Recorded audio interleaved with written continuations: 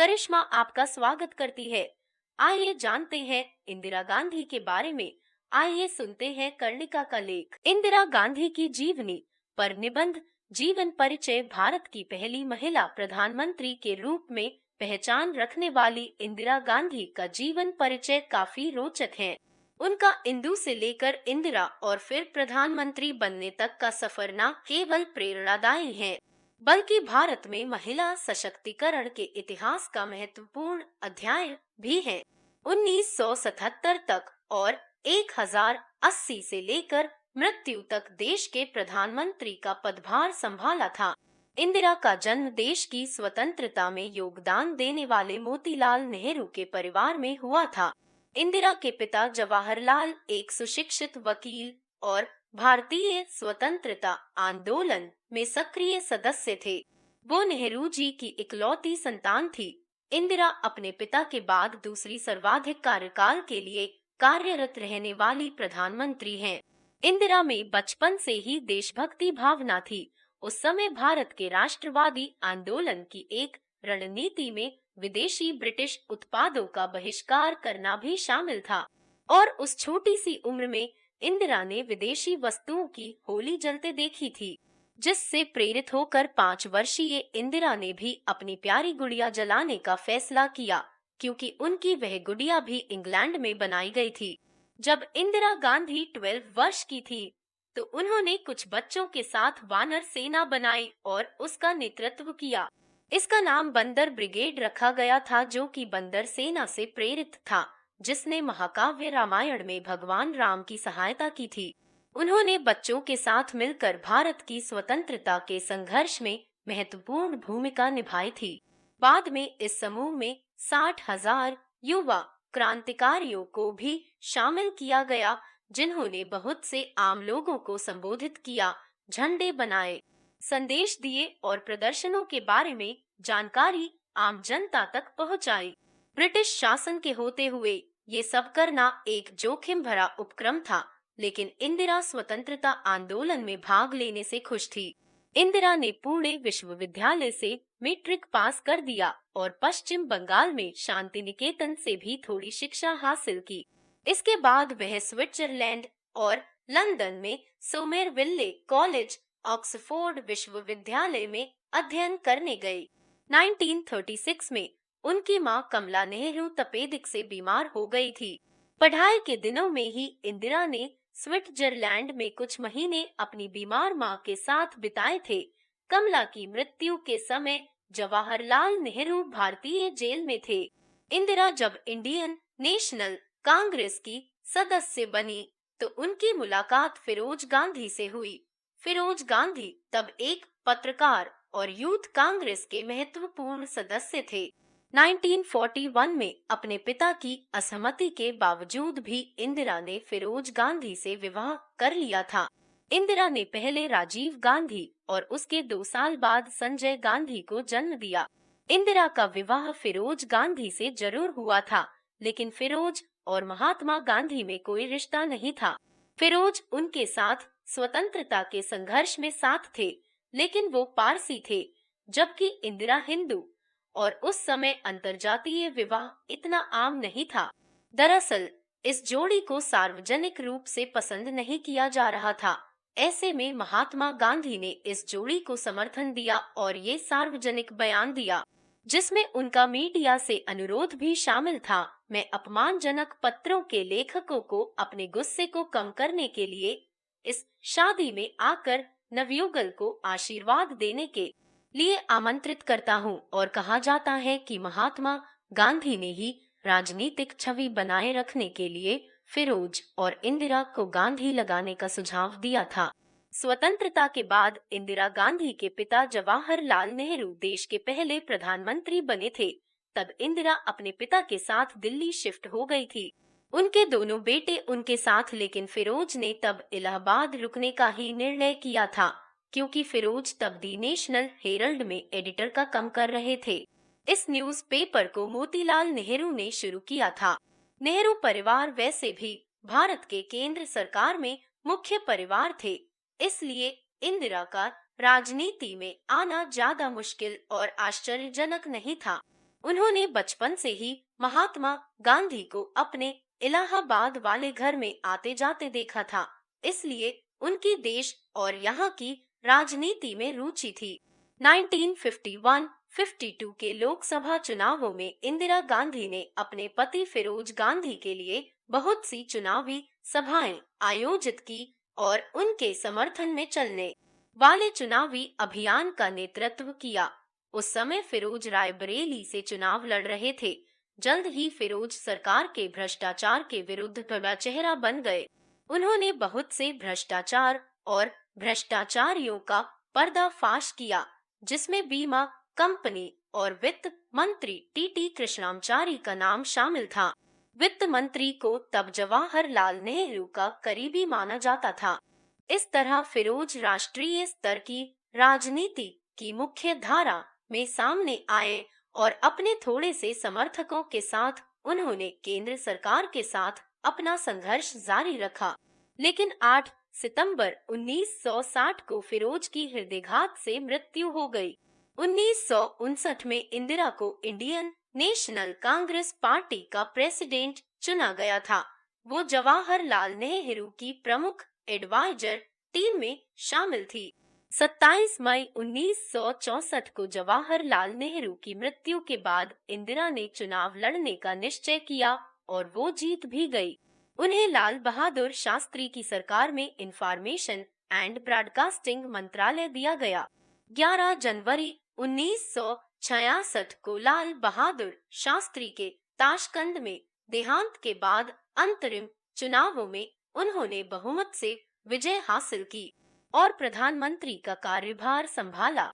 प्रधानमंत्री के रूप में उनके कार्यकाल की सबसे उल्लेखनीय उपलब्धियां प्रिंसिपल्स के उन्मूलन के लिए प्रिंसिपल राज्यों के पूर्व शासकों और 4 प्रीमियम तेल कंपनियों के साथ भारत के 14 सबसे बड़े बैंकों के 1969 राष्ट्रीयकरण के प्रस्तावों को पास करवाना था।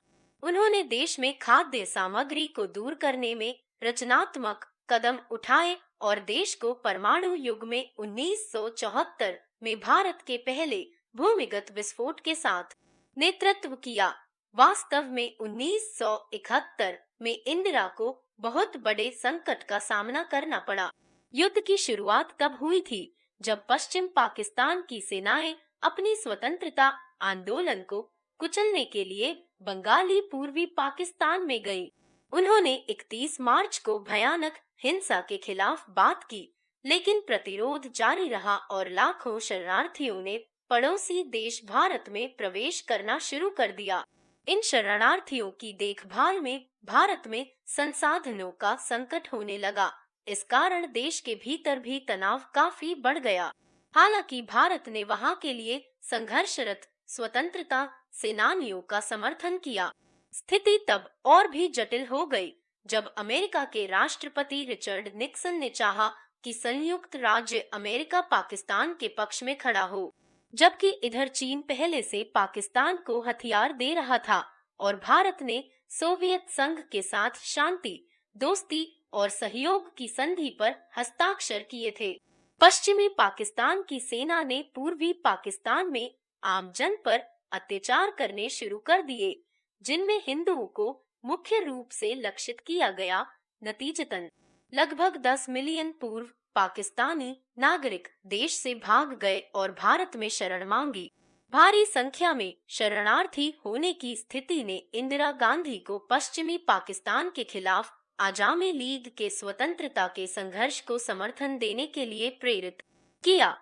भारत ने सैन्य सहायता प्रदान की और पश्चिम पाकिस्तान के खिलाफ लड़ने के लिए सैनिकों को भी भेजा। 3 दिसंबर को पाकिस्तान ने जब भारत के बेस पर बमबारी की तब युद्ध शुरू हुआ। तब इंदिरा ने बांग्लादेश की स्वतंत्रता के महत्व को समझा और वहां के स्वतंत्रता सेनानियों को शरण देने एवं बांग्लादेश के निर्माण को समर्थन देने की घोषणा की। 9 दिसंबर को निक्सन ने यूएस के जलपोतों को भारत की तरफ रवाना करने का आदेश दिया, लेकिन 16 दिसंबर को पाकिस्तान ने आत्मसमर्पण कर दिया। अंततः 16 दिसंबर 1971 को ढाका में पश्चिमी पाकिस्तान बनाम पूर्वी पाकिस्तान का युद्ध समाप्त हुआ।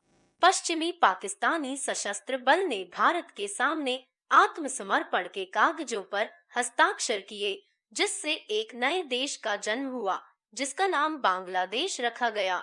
पाकिस्तान के खिलाफ 1971 के युद्ध में भारत की जीत ने इंदिरा गांधी की लोकप्रियता को एक चतुर राजनीतिक नेता के रूप में पहचान दिलाई। इस युद्ध में पाकिस्तान का घुटने टेकना न केवल बांग्लादेश और भारत के लिए बल्कि इंदिरा के लिए भी एक जीत थी। इस कारण ही युद्ध की समाप्ति के बाद इंदिरा ने घोषणा की कि मैं ऐसी इंसान नहीं हूँ जो किसी भी दबाव में काम करे, फिर चाहे कोई व्यक्ति हो या कोई देश। 1975 में विपक्षी दलों और सामाजिक कार्यकर्ताओं ने बढ़ती मुद्रास्फीति, अर्थव्यवस्था की खराब स्थिति और अनियंत्रित भ्रष्टाचार पर इंदिरा गांधी की अगुवाई वाली केंद्र सरकार के खिलाफ बहुत प्रदर्शन किया। उसी वर्ष इलाहाबाद उच्च न्यायालय ने फैसला सुनाया कि इंदिरा गांधी ने पिछले चुनाव के दौरान अवैध तरीके का इस्तेमाल किया था और मौजूदा राजनीतिक परिस्थितियों में इस बात ने आग का काम किया। इस फैसले में इंदिरा को तुरंत अपनी सीट खाली करने का आदेश दिया गया। इस कारण लोगों में उनके प्रति क्रोध भी बढ़ गया। श्रीमती गांधी ने 26 जून 1975 के दिन इस्तीफा देने के बजाय देश में अशांत राजनीतिक स्थिति के कारण आपातकाल घोषित कर दिया। आपातकाल के दौरान उन्होंने अपने सभी राजनीतिक दुश्मनों को कैद करवा दिया। उस समय नागरिकों के संवैधानिक अधिकारों को रद्द कर दिया गया और प्रेस को भी सख्त सेंसरशिप के तहत रखा गया था।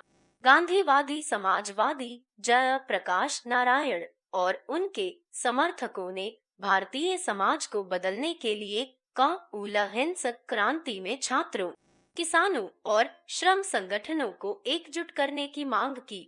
बाद में नारायण को भी गिरफ्तार कर लिया गया और जेल भेजा दिया गया। 1977 के प्रारंभ में आपातकाल को हटाते हुए इंदिरा ने चुनावों की घोषणा की।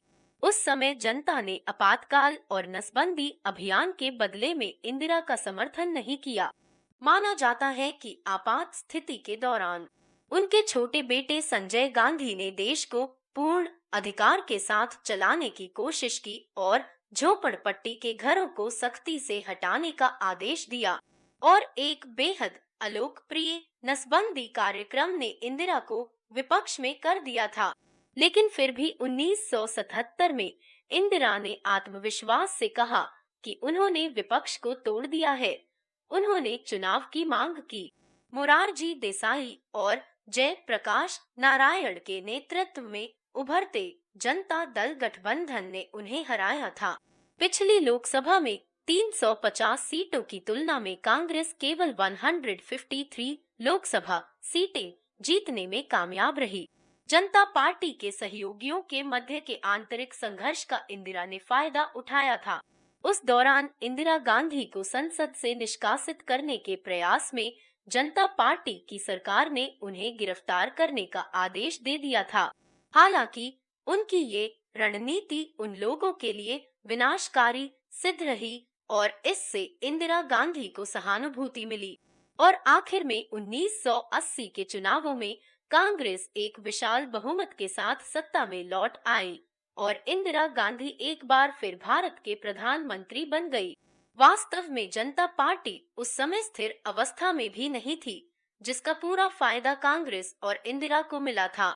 1981 के सितंबर महीने में एक सिख आतंकवादी समूह खालिस्तान की मांग कर रहा था और इसी आतंकवादी समूह ने अमृतसर के स्वर्ण मंदिर परिसर में प्रवेश किया था।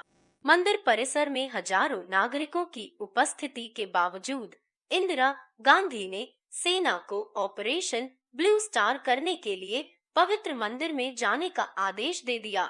सेना ने टैंक और भारी तोपखाने का सहारा लिया। हालांकि सरकार ने इस तरह आतंकवादी खतरे को कम करने की बात की थी, लेकिन इससे कई निर्दोष नागरिकों का जीवन छीन गया। इस ऑपरेशन को भारतीय राजनीतिक इतिहास में एक अद्वितीय त्रासदी के रूप में देखा गया था। हमले के प्रभाव ने देश में सांप्रदायिक तनाव में वृद्धि की। कई सिखों ने विरोध में सशस्त्र और नागरिक प्रशासनिक कार्यालय से इस्तीफा दे दिया और कुछ ने अपने सरकारी पुरस्कार भी वापस लौटा दिए।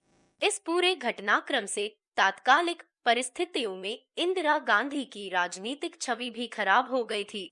31 अक्टूबर 1984 को गांधी के बॉडीगार्ड सतवंत सिंह और बिंत सिंह ने स्वर्ण मंदिर में हुए नरसंहार के बदले में कुल 31 बुलेट मारकर इंदिरा गांधी की हत्या कर दी।